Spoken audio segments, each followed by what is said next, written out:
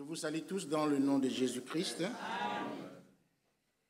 Je salue également tous nos bien-aimés qui nous suivent en ligne. Et ce soir, nous venons dans la maison de Dieu pour le rencontrer. Sans plus tarder, je vous invite à vous lever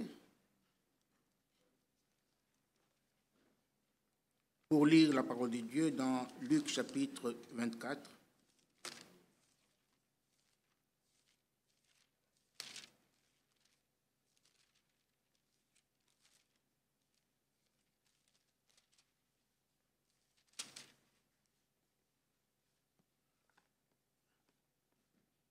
Et prions d'abord. Merveilleux Père céleste, Dieu tout-puissant, nous te sommes infiniment reconnaissants ce soir parce que tu nous as encore rassemblés dans ta maison. Merci au Dieu pour tout ce que tu as fait dans notre vie depuis ce matin jusqu'à cet instant. Merci pour tes bénédictions, merci pour toutes choses, Seigneur. Tu as conduit nos pas dans ta maison parce que tu as des choses à nous dire. Ainsi, nous te prions, Seigneur, de descendre au milieu de nous par ton Saint-Esprit et de nous parler du haut des cieux. Bénis mon frère, bénis ma sœur. Dispose notre corps, notre esprit, tout notre être pour que nous soyons vraiment dans ta présence ce soir. Ô Dieu, glorifie ton Saint-Nom ce soir. Bénis ta parole que nous allons lire. Ô Dieu Tout-Puissant, que le Saint-Esprit vienne sauver tous ceux qui sont encore perdus. Qu'il vienne, ô Dieu Tout-Puissant, guérir tous ceux qui sont malades et d'accorder à chacun la délivrance qu'il faut, Seigneur. Nous nous attendons à toi ce soir, au nom de Jésus-Christ. Amen. Luc chapitre 24. Nous allons lire à partir du verset 44.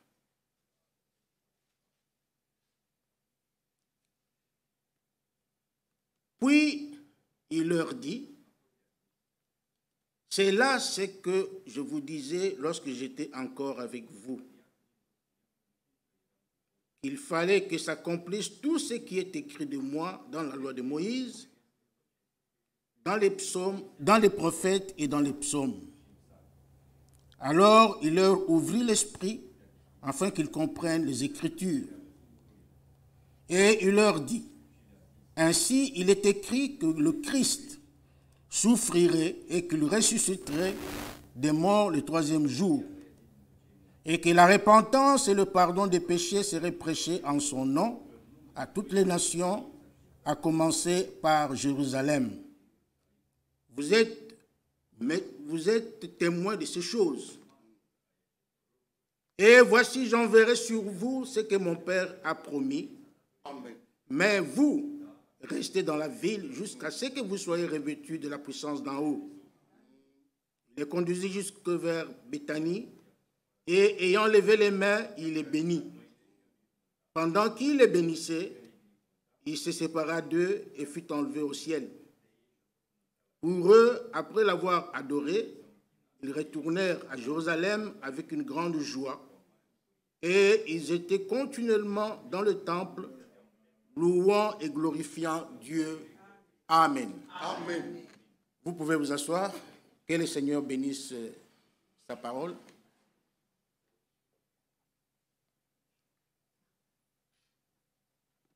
Nous allons, par la grâce de Dieu, commencer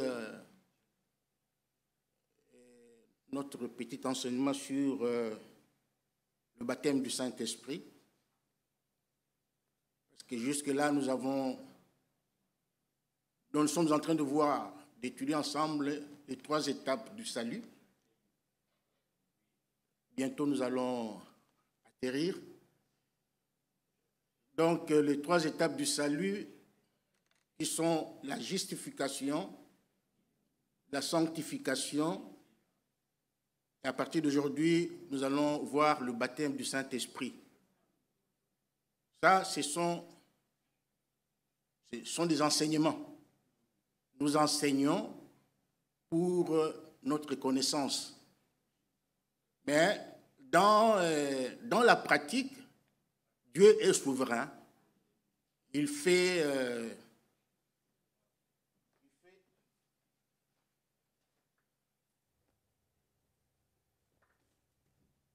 dans la pratique, Dieu fait des choses à sa manière. Là, nous sommes en train de voir les enseignements. Nous étudions la justification, c'est quoi? La sanctification, c'est quoi? Le baptême du Saint-Esprit, c'est quoi? Mais dans la réception, dans la pratique, Dieu fait des choses autrement, à sa manière. Donc, il ne faut pas prendre les choses d'une manière chronologique, comme donc maintenant je me suis sanctifié, ou plutôt je me suis justifié, j'ai terminé avec la justification, maintenant je dois entrer dans la sanctification. Ah, comme j'ai terminé, maintenant je dois... Non, non, non, ça ne se passe pas comme ça. Dieu a sa façon de faire. Je vais vous lire ce que frère Franck dit dans le christianisme traditionnel, à la page 130. Il dit ceci. Lors de la prédication de l'Évangile, différentes expériences sont faites par les auditeurs croyants. Lorsque Pierre prêcha dans la maison de Corneille, et au cours d'une seule prédication, toute l'œuvre de Dieu s'accomplit en une seule fois. Vous me suivez? Allant de la conversion jusqu'au baptême du Saint-Esprit. Et il donne la référence, c'est dans Actes chapitre 10, à partir du verset 34 jusqu'à 48. Il continue, il dit, c'est selon, écoutez bien ça, c'est vraiment important, c'est selon la position intérieure de l'auditeur. Donc tout dépend de tes dispositions. Tout dépend. Il ne faut pas attendre, maintenant je dois faire l'expérience de la justification, et bon, maintenant je dois faire... Non, non, non, non. Tout dépend de la disposition de ton cœur. En une seule prédication, tout peut arriver. Tout. Tu peux faire toutes ces expériences-là en une seule prédication. Ça, c'est l'homme de Dieu, l'homme qui a l'épée. Il dit ça. Donc, c'est selon la position intérieure de l'auditeur que vous êtes, que tu es, de son attente dans la foi. Amen. Vous voyez? Et de la pleine autorité de la prédication que l'Esprit de Dieu peut agir conformément à la parole annoncée. J'espère que nous avons compris.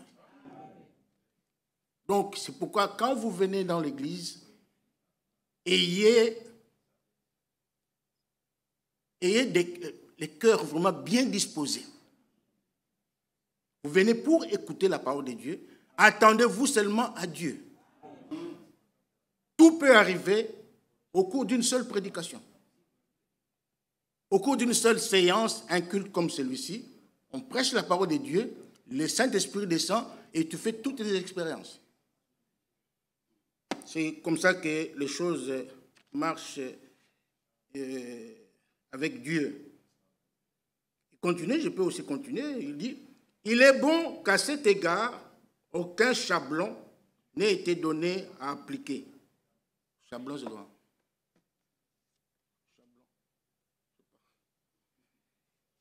Il fallait que je cherche ça dans le dictionnaire.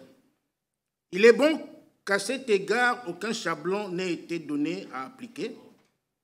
La foi agissante, réellement valable auprès de Dieu, vient de la prédication. C'est-à-dire du message du plein évangile.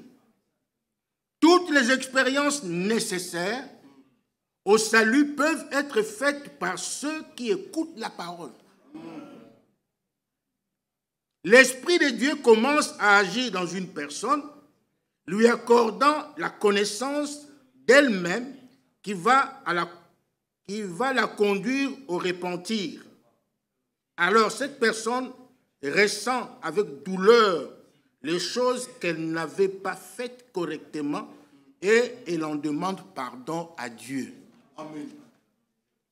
Alléluia. Amen. C'est comme ça. Donc aujourd'hui, nous commençons et nous allons étudier le Saint-Esprit. Le Saint-Esprit est vraiment une bénédiction spéciale. Vraiment une bénédiction spéciale. Tu peux être justifié, tu peux être sanctifié, mais rater l'enlèvement. C'est vrai. C'est vraiment important. Tu peux être justifié. Dieu t'a justifié. Et il a pardonné tes péchés. Tu t'es repenti. Tu t'es même sanctifié par la parole, mais manquait l'enlèvement. Néanmoins, tu es sauvé. Tu es sauvé, mais tu peux manquer l'enlèvement à cause de ta négligence. À cause de ta désobéissance. Nous l'avons vu dernièrement que quelqu'un peut avoir son nom inscrit dans le livre de vie et voir son nom effacé. Pourquoi? À cause de la désobéissance. Et le Saint-Esprit, selon Actes chapitre 5, au verset 32, l'apôtre Pierre, je crois, c'est Pierre ou Paul, Pierre, je pense, il a dit clairement que Dieu donne le Saint-Esprit seulement à ceux qui lui obéissent. À ceux qui obéissent à la parole de Dieu. Donc si tu n'obéis pas à la parole de Dieu, tu n'as pas droit au Saint-Esprit. Tu n'as pas droit au Saint-Esprit. Donc il faut obéir à toute la parole, pas à une partie de la parole, mais à toute la parole de Dieu. Parce que l'homme ne vivra pas seulement du pain, mais de toute parole qui sort de la bouche de Dieu. Donc, un vrai enfant de Dieu doit vivre toute la parole de Dieu. Parce que la promesse du Saint-Esprit est donnée uniquement aux élus. Amen. Seulement aux élus, pas à tout le monde. Pas aux appelés, seulement aux élus. Et les élus, ce sont des enfants obéissants. Les élus obéissent à la parole de Dieu, obéissent à la lettre. Ce sont des vrais disciples de Jésus-Christ. Jésus a dit dans Jean chapitre 8, au verset, je crois, 31 et 32, il a dit, nous pouvons le lire, Jean chapitre 8,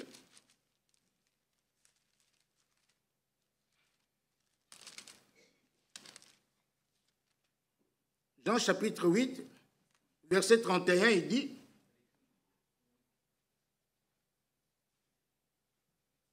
et il dit aux Juifs qui avaient cru en lui. Donc, les Juifs avaient d'abord cru en lui. Maintenant, il s'adresse à ceux qui avaient cru en lui.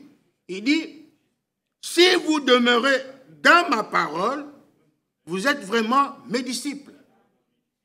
Alléluia. Donc, il s'agit de demeurer dans la parole de Dieu. Vous êtes vraiment mes disciples et vous connaîtrez la vérité et la vérité vous rendra libre. La vérité vous affranchira. La vérité, c'est la parole de Dieu. Amen. Donc, le Saint-Esprit est donné aux enfants obéissants, à ceux qui obéissent à la parole de Dieu. Qu'est-ce que le Saint-Esprit? Aujourd'hui, nous commençons, nous mettons seulement les fondements. Donc, qu'est-ce que le Saint-Esprit? Au paragraphe 27, Frère Branham dit ceci. Il y a une immense différence entre un simple chrétien et un chrétien rempli du Saint-Esprit. Il y a une différence. Il y a deux sortes de chrétiens. Un simple chrétien et un autre chrétien. Il est chrétien, mais il y a un chrétien qui n'est pas baptisé du Saint-Esprit et un autre chrétien qui est rempli du Saint-Esprit. Parce qu'on devient chrétien à la nouvelle naissance. Quand on est de nouveau, on devient enfant de Dieu. Alléluia. On devient enfant de Dieu. On est chrétien, mais un simple chrétien, frère, on dit simple chrétien. Donc il y a une grande différence entre un chrétien, un simple chrétien, et un chrétien rempli du Saint-Esprit. Nous allons trouver cela dans l'Écriture et le situer dans l'Écriture.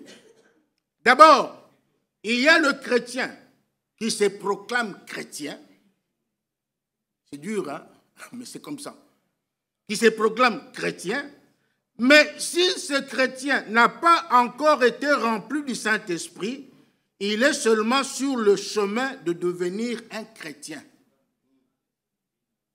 Ça, c'est le prophète de Dieu qui parle. Vous voyez, il s'efforce de croire. Il travaille pour cela. Mais Dieu ne lui a pas encore fait ce don du Saint-Esprit. Pour Dieu, il n'a pas encore atteint ses buts pour que Dieu le reconnaisse. Le but, c'est quoi? C'est de recevoir le baptême du Saint-Esprit. C'est là où nous devons arriver, nous devons atteindre. C'est le point que nous devons atteindre. Il y a la justification, c'est bien. Il y a la sanctification, c'est très bien. Mais il y a aussi le baptême du Saint-Esprit. C'est là le niveau, le niveau supérieur. Il faut que chaque fils et fille de Dieu arrive à ce niveau-là. Jésus est venu, il nous a donné l'exemple. Après son baptême, le ciel s'est ouvert et le Saint-Esprit est descendu. Jean témoigne, il dit comme une colonne, comme une colombe, sous la forme d'une colombe, est descendu sur Jésus. Et Frère Franck dit dans le conseil de Dieu, de la même manière que Jésus était baptisé du Saint-Esprit, tous les chrétiens aussi doivent être baptisés du Saint-Esprit. Tous les chrétiens.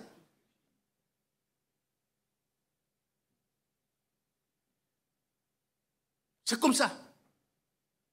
C'est pourquoi nous disons toujours que nous devons prendre ces choses au sérieux. Notre vie en dépend, notre vie éternelle. Donc, nous devons prendre ces choses au sérieux. Ne jouons pas.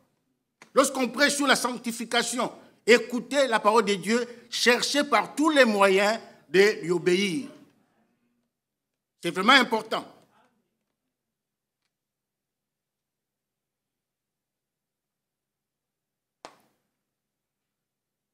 Nous avons lu dans Luc chapitre 24, au verset 49.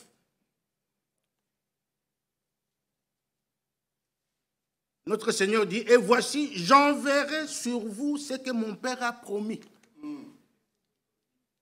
C'est une promesse. Le Saint-Esprit est une promesse. C'est la promesse du Père. Amen. Et la Bible nous enseigne que toutes les promesses de Dieu sont oui et amen. Amen. Quand Dieu promet, il réalise. Dieu ne peut pas mentir. Il a dit à Jérémie, je veille sur ma parole pour l'exécuter. Sur toute la parole, Dieu, sur cette parole aussi, Dieu veille aussi sur cette parole-là, cette parole ici, pour l'exécuter. Il dit, j'enverrai sur vous ce que mon Père a promis. Mais vous, restez dans la ville jusqu'à ce que vous soyez revêtus de la puissance d'en haut. Ici, le Seigneur s'adressait aux disciples. à ses disciples, à ceux qui avaient cru en lui. C'est la promesse. Il a fait la promesse. Et cette promesse est encore valable ce soir. Alléluia. Amen. Elle est encore valable ce soir. Parce que le jour de la Pentecôte, écoutez ce que Pierre a dit dans Actes chapitre 2.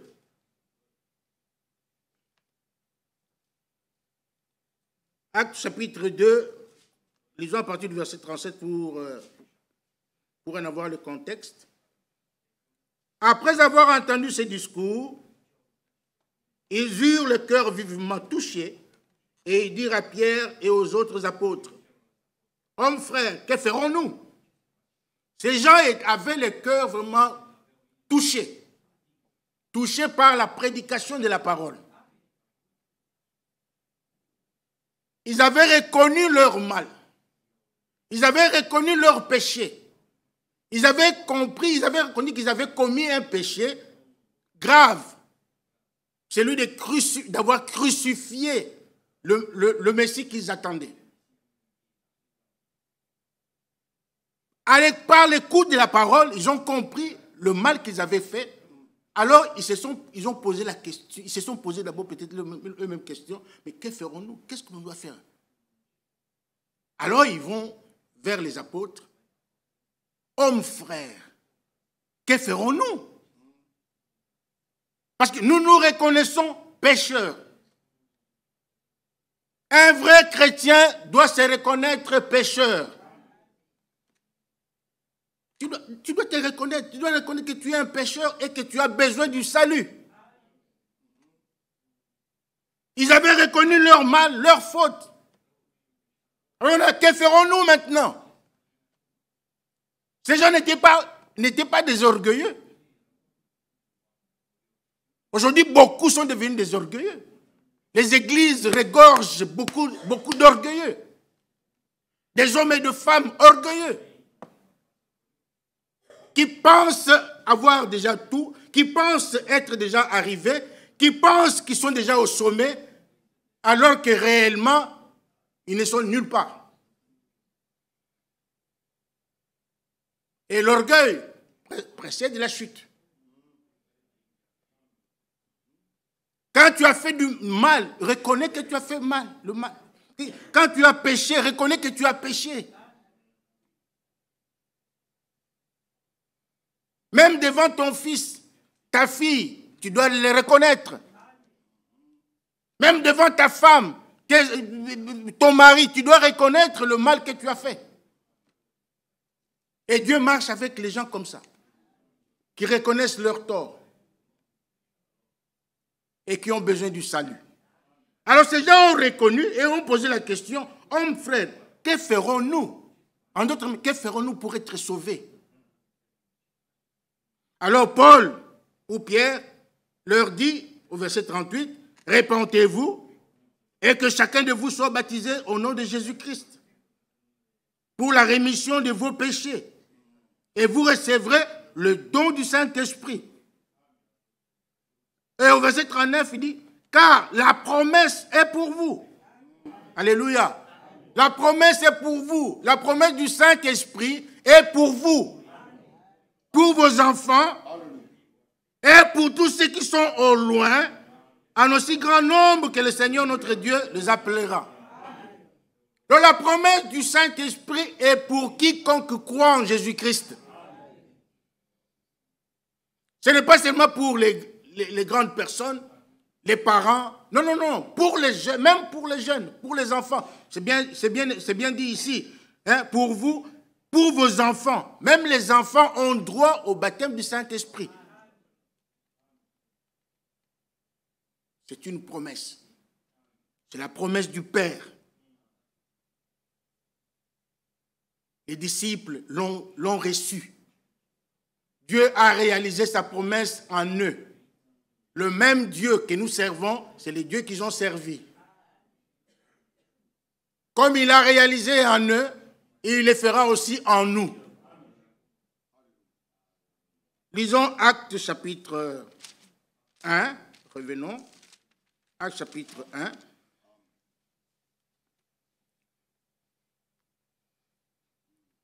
Comme il s'est... Verset 4. Acte chapitre 1, verset 4. Comme il s'est trouvé avec eux, donc Jésus s'est trouvé avec ses disciples, il leur recommanda de ne pas s'éloigner de Jérusalem.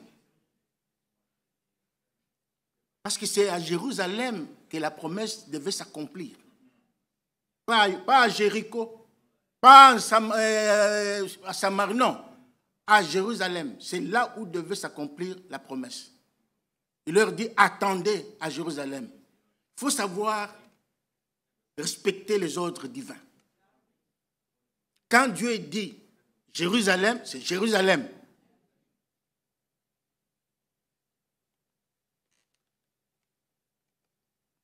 Donc, de ne pas s'éloigner de Jérusalem, mais d'attendre ce que le Père avait promis. Il faut attendre ce que le Père avait promis. Ce que je vous ai annoncé, leur dit-il, nous l'avons lu dans Luc chapitre 24, car Jean a baptisé d'eau, mais vous, dans peu de jours, vous serez baptisés du Saint-Esprit. Il faut attendre. Eux, ils devaient attendre à Jérusalem. Mais nous, aujourd'hui, nous avons aussi un lieu où nous devons attendre le Saint-Esprit. Notre lieu, c'est la parole de Dieu. Nous devons rester dans la parole de Dieu pour attendre le Saint-Esprit. C'est là où Dieu doit nous bénir. Lorsque nous sommes dans la parole, dans sa parole, lorsque nous gardons sa parole, lorsque nous obéissons à sa parole, c'est là que Dieu va nous donner, va accomplir cette promesse du Saint-Esprit. Si tu sors, tu vas en dehors de la parole de Dieu, Dieu ne te bénira pas. Alléluia. Souvenez-vous, Israël, le peuple de Dieu, toutes les fois qu'il sortait de sa patrie, il était sous la malédiction. Rien n'allait, rien ne marchait dans leur vie. Ils n'avaient pas de bénédiction, rien du tout. Dieu n'était pas avec eux. Chaque fois qu'ils sortaient d'Israël, allaient ailleurs, Dieu les abandonnait. Mais toutes les fois qu'ils restaient en Israël, Dieu le bénissait. Dieu le bénissait. C'est pareil avec nous aujourd'hui. Notre parcelle que Dieu a construite pour nous, c'est sa parole. Nous ne devons pas aller au-delà de la parole de Dieu. Il y a une écriture comme ça, non? C'est où?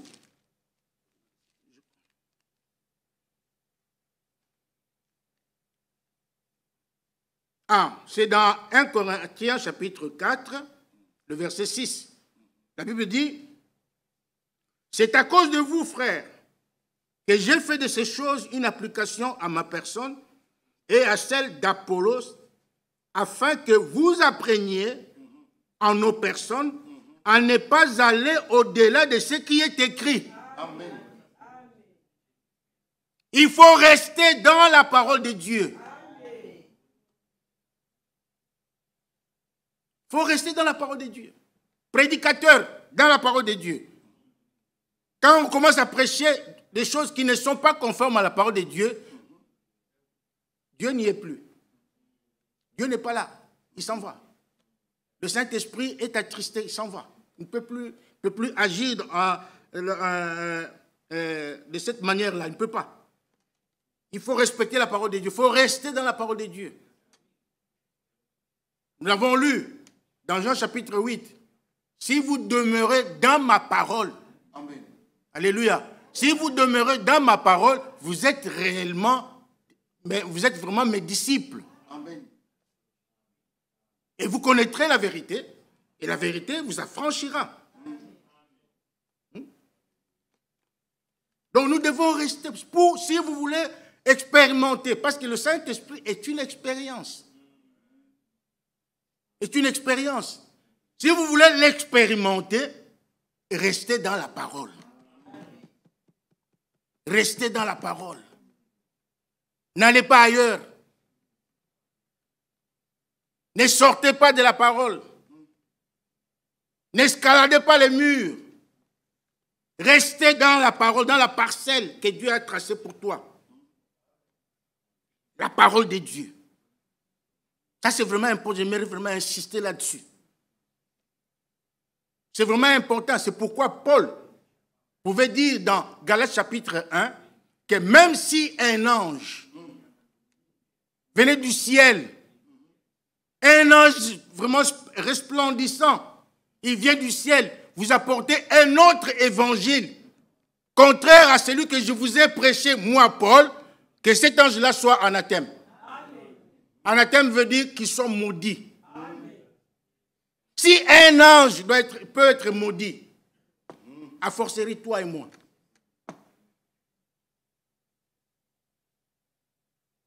Il y a des gens qui veulent altérer l'évangile. On peut le lire, hein? Galates chapitre 1.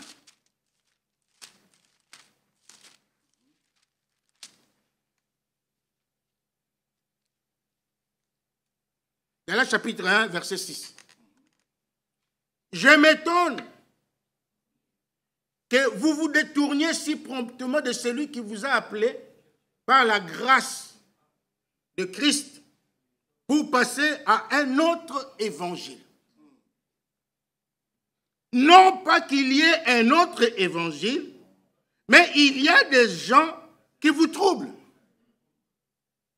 et qui veulent altérer l'évangile de Christ. C'est pourquoi vous devez vous confier tout fidèlement à vos conducteurs que Dieu a placés au milieu de vous. Il a donné les uns comme apôtres, comme prophètes et ainsi de suite. Il y a 5 ministères qui œuvrent dans l'église du Dieu vivant.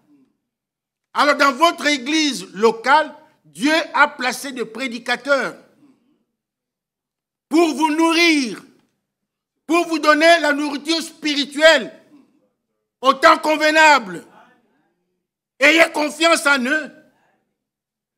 Quels que soient les problèmes, ayez confiance en eux. Respectez ce qu'ils vous disent.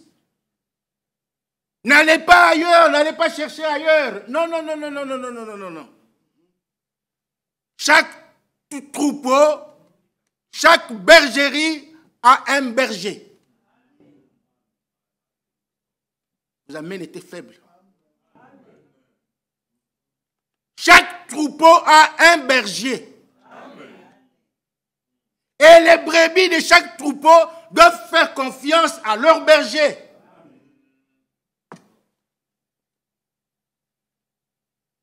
Vous voyez? Parce que si vous commencez à écouter par ah non, tel a dit, non, mon berger, bon, il m'a dit ceci, mais bon, je vais quand même écouter l'autre là-bas, vous serez séduit. Vous serez séduit. Et Dieu ne vous bénira pas. Sachez-le. Dieu ne vous bénira pas. Parce que là, vous ne faites plus confiance à votre berger ou à vos conducteurs. Vous ne leur faites plus confiance, alors vous voulez aller ailleurs. Lorsque vous allez ailleurs, Dieu vous quitte. Dieu vous laisse. Et lorsque vous irez là-bas, vous allez vous cogner au mur. Et là, vous allez rentrer. Oh non, non. Chaque église locale est autonome. Chaque église locale est libre.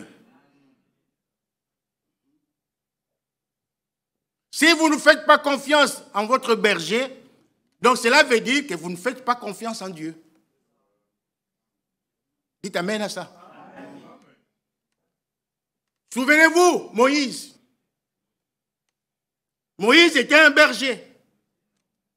Dieu avait placé des brebis sous sa garde. Alors, il avait beaucoup de peine pour traiter les problèmes de tous ces gens-là. Un païen, son beau-père, lui a donné conseil d'établir des gens pour l'aider, pour marcher, pour l'aider dans cette tâche-là. Et lorsque Moïse a écouté les conseils, c'était un conseil qui venait de Dieu. Lorsqu'il a écouté ces conseils,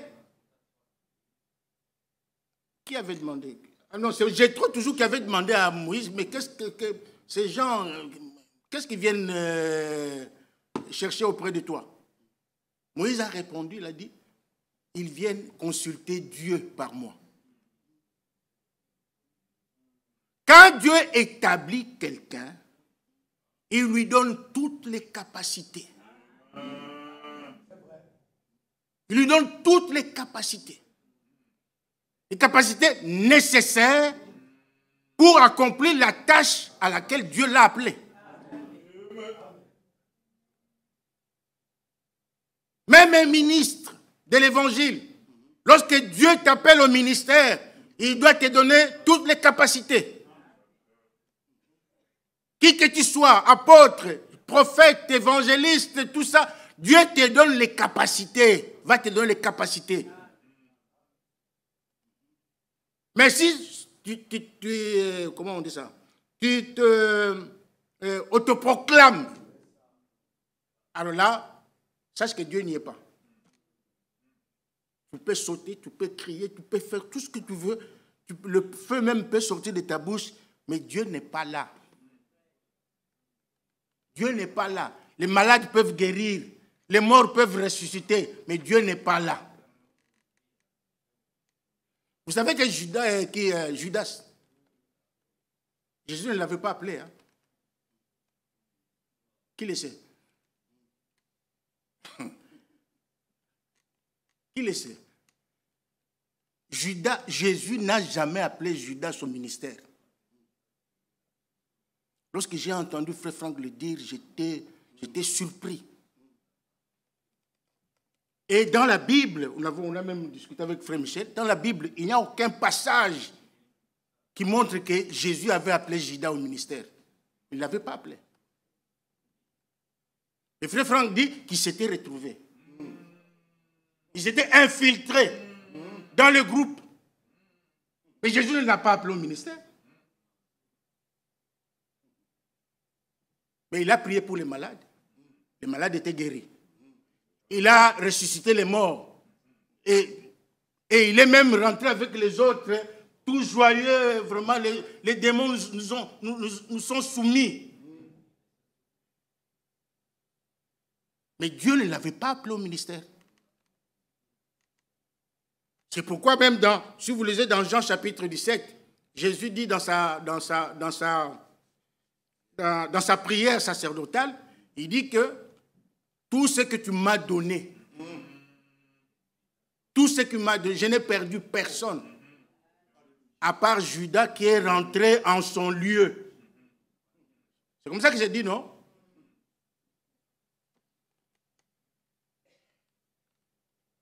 Et c'est pourquoi Judas ne pouvait pas avoir le Saint-Esprit. Il s'est arrêté quelque part. Il n'a pas reçu le Saint-Esprit.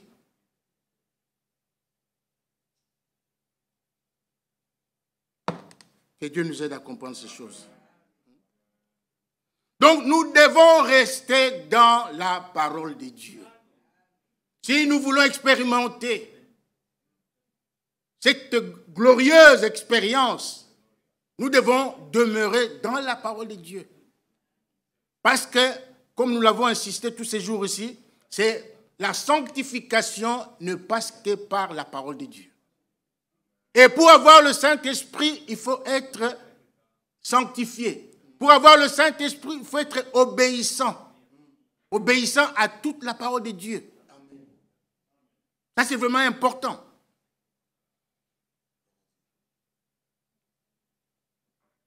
La parole de Dieu, même si ça vous dépasse, même si c'est contre vous, vous devez l'accepter. Même si c'est contre vous. Parce que la parole de Dieu, ce n'est pas la parole de l'homme. Hein. Ésaïe 55. Je ne sais pas pourquoi je m'attarde là-dessus, mais Dieu sait pourquoi. Ésaïe 55 nous dit ceci.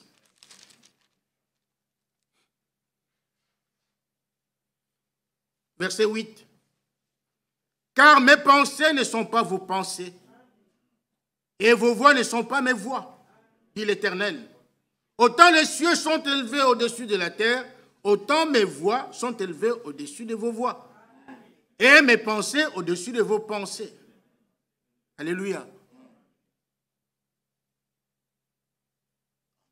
Donc, la parole de Dieu est la parole de Dieu. L'homme a sa parole, mais Dieu a la sienne. Amen. Et Dieu, ce n'est pas Dieu qui doit respecter ta parole. Ce n'est pas Dieu qui doit obéir à ta parole, mais c'est toi qui dois obéir à la parole de Dieu. Parce que c'est toi qui as besoin du salut. Dieu n'a pas besoin du salut. Lui, il est saint.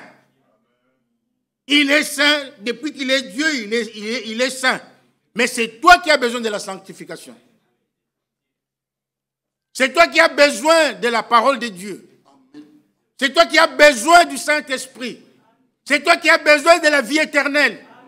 C'est toi qui as besoin d'aller au ciel. C'est toi qui cherches l'enlèvement.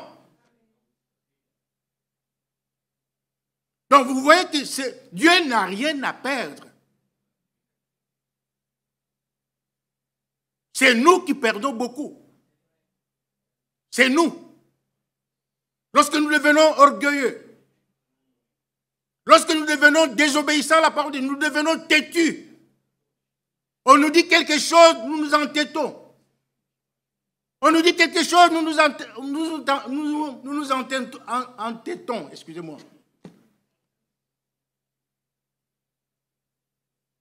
Non, nous ne devons pas être têtus. Nous ne devons pas avoir la tête dure. Un vrai chrétien n'est pas têtu. Un vrai chrétien, il est flexible. On sait le manier, on sait l'utiliser. Il est vraiment flexible. C'est ça un vrai chrétien.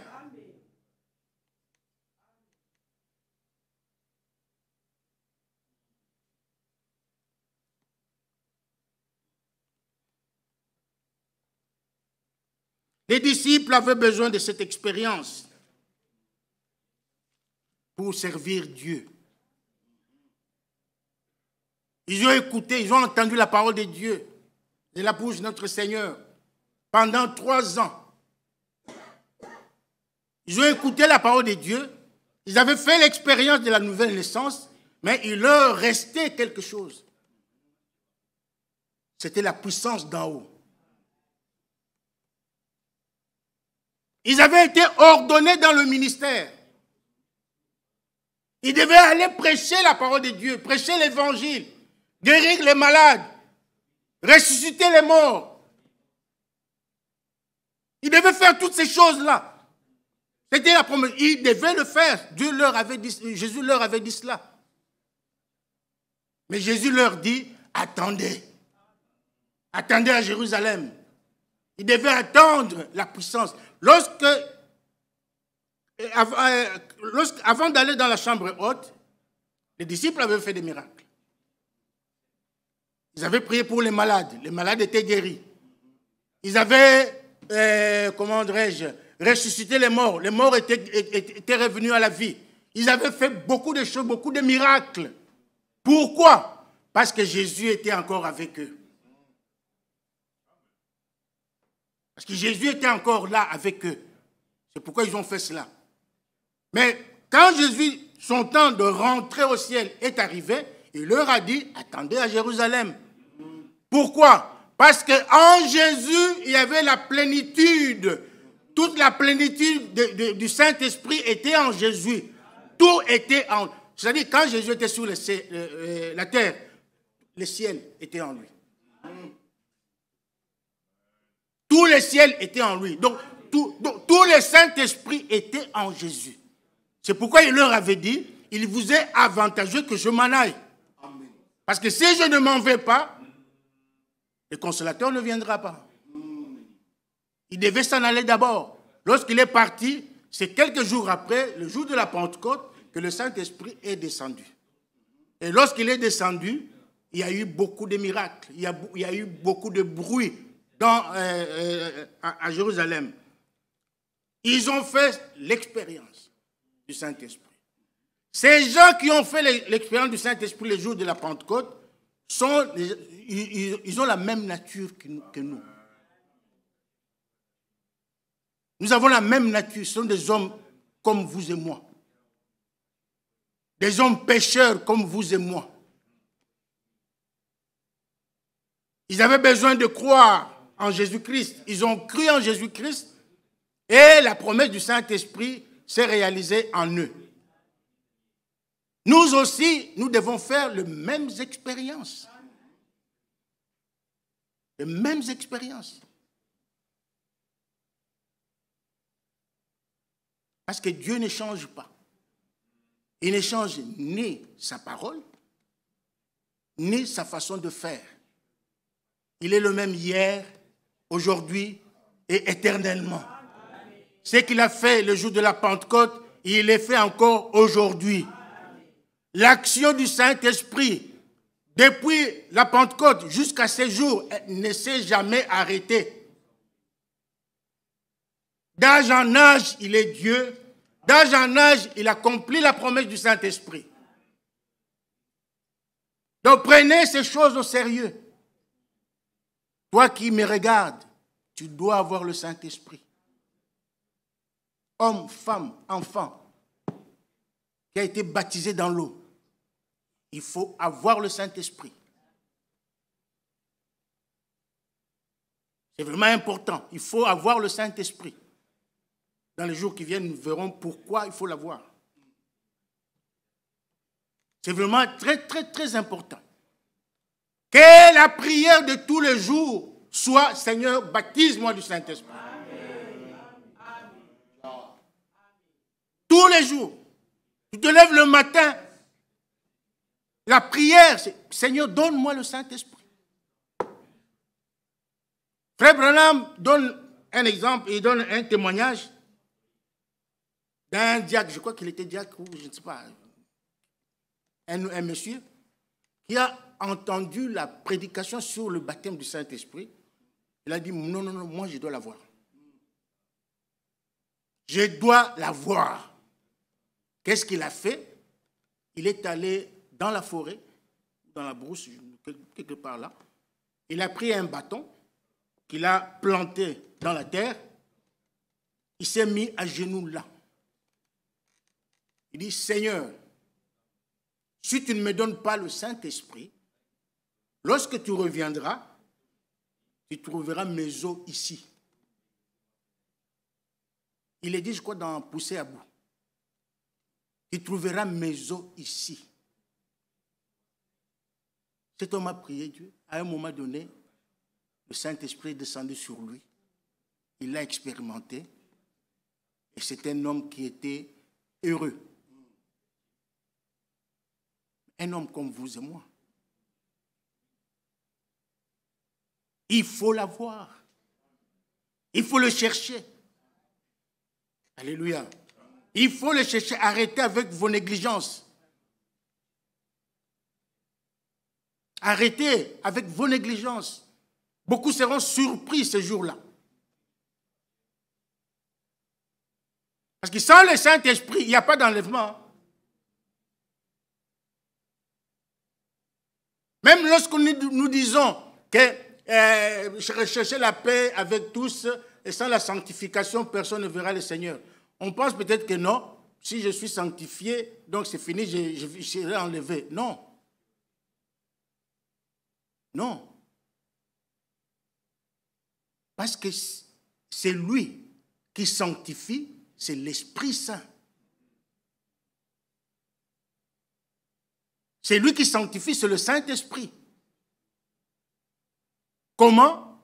En utilisant la parole de Dieu. Est-ce que vous comprenez cela? Le Saint-Esprit, c'est encore... En tout cas, aujourd'hui, c'est une conduite spéciale parce que je n'avais pas vraiment...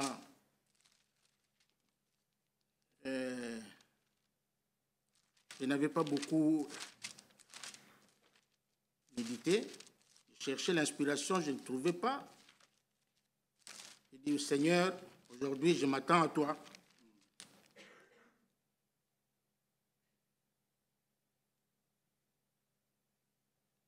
Frère Michel avait lu cette écriture il n'y a pas longtemps. Ah, c'est dans 1 Pierre, chapitre 1, verset 2. La Bible dit, et qui sont élus selon la préscience de Dieu le Père, par la sanctification de l'Esprit. Amen. Alléluia. Amen. Par la sanctification de l'Esprit, afin qu'ils deviennent obéissants et qu'ils participent à l'aspersion du sang de Jésus-Christ. Amen. Que la grâce et la paix vous soient multipliées. Donc, la sanctification vient de la parole, c'est vrai, mais par le Saint-Esprit. C'est-à-dire que c'est le Saint-Esprit qui te rend capable de vivre une vie sainte. C'est le Saint-Esprit qui te rend capable de vivre la parole de Dieu. C'est le Saint-Esprit qui te rend capable d'obéir à toute la parole de Dieu. Sans le Saint-Esprit, tu ne peux rien faire du tout. Comprenez? Sans le Saint-Esprit, tu ne peux rien faire. Paul a dit, nos capacités viennent d'en haut. Personne n'est capable de vivre la parole de Dieu. Je pose la question, qui dans cette salle est capable de vivre la parole de Dieu? Qui est capable? Qui est capable? Celui qui est capable de vivre la parole de Dieu, qu'il me dise. Même moi, je ne suis pas capable de vivre la parole de Dieu. Personne n'est capable. Mais Paul dit, nos capacités viennent d'en haut. C'est Dieu qui rend capable. Mais ce n'est pas le Saint-Esprit qui nous rend capable. Même Paul n'était pas capable de vivre la parole de Dieu. Même Frère Franck qui est là n'est pas capable de vivre la parole de Dieu. Même Branham le prophète n'a pas été capable de vivre la parole de Dieu. Sa prière de tous les jours était, Seigneur, viens-moi en aide. C'est Dieu qui nous rend capable. C'est le Saint-Esprit qui nous rend capable. C'est pourquoi nous devons le chercher. Nous devons l'avoir. Pour qu'il nous conduise dans une vie de sainteté. Pour qu'il nous aide à obéir à la parole de Dieu. Ce matin, je parlais avec quelqu'un. Il dit, on est obligé de passer par les épreuves. Les épreuves sont nécessaires.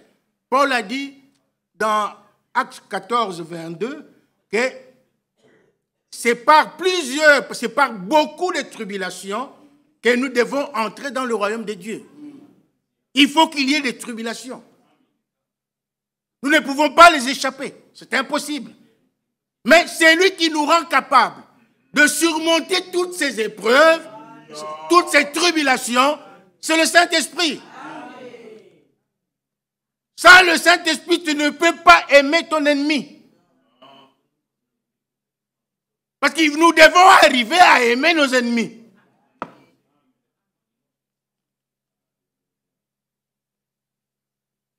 Je sais que ce frère-là me fait du mal. Je sais qu'il me fait du mal, mais je dois l'aimer.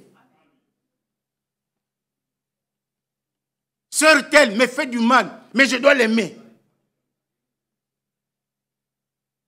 Mais toi, tu ne sauras pas l'aimer. De toi-même, tu ne sauras pas l'aimer. Il te faut quelque chose de puissant, il te faut une puissance. Et cette puissance doit venir d'en haut. C'est pourquoi Jésus a dit, vous recevrez une puissance. Hein? Nous l'avons lu dans, je termine bientôt, dans Actes chapitre 1, nous l'avons lu.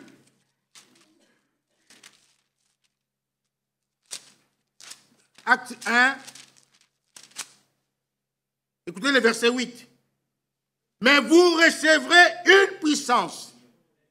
Le Saint-Esprit survenant sur vous, et vous serez mes témoins à Jérusalem, dans toute la Judée, dans la Samarie, et jusqu'aux extrémités de la terre, c'est-à-dire jusqu'à Bruxelles.